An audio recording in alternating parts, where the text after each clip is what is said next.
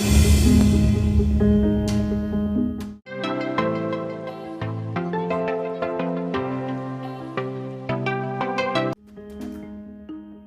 बार इंद्र देवता पूरे भारत में कहर बरपा रहे हैं, खासकर उत्तर भारत में, जहां कई राज्यों में भारी बारिश की चपेट में हैं।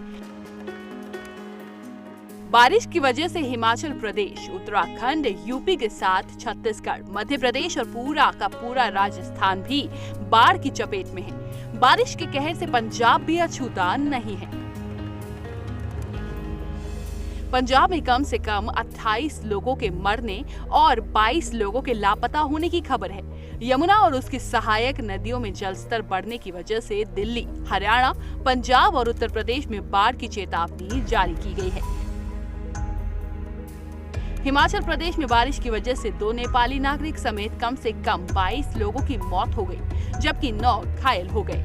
पंजाब के लिए तो बारिश आफत ही लेकर आई है।